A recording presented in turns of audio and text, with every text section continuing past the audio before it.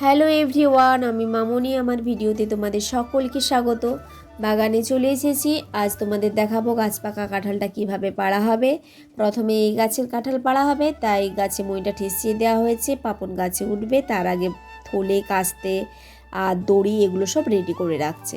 বন্ধুরা, তোমরা কাঁঠাল খেতে পছন্দ করো? আমাকে অবশ্যই কমেন্টে জানিও।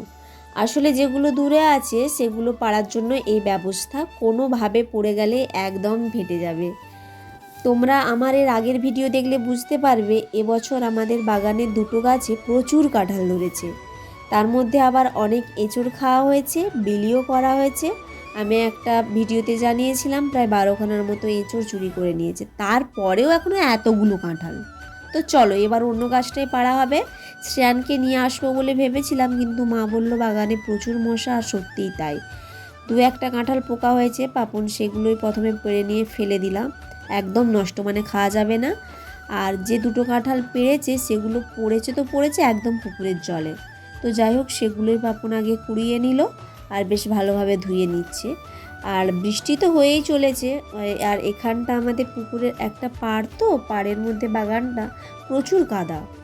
তো চলো আমি এখন তোমাদেরকে একটা জিনিস দেখাই। এটা কি বলো তো? তোমরা গেস করতে পারছো? হ্যাঁ, ঠিক ধরেছো, এটা হচ্ছে পাথরকুচি পাতা। এই পাতা আশা করি আমার মতো তোমরাও ছোটোবেলায় বই খাতার মধ্যে দেখেছো। তো ফাইনালি আজ 5টা কাঁঠাল পাড়া হলো, প্রচুর আঠা বেরোচ্ছে দেখো। তো সেগুলো এখন পাপন বেশ ভালোভাবে জল দিয়ে পরিষ্কার করে নিচ্ছে। আর এগুলো একদম গাছ পাকা, এগুলোতে আর ওষুধ দিয়ে পাকানো হবে না।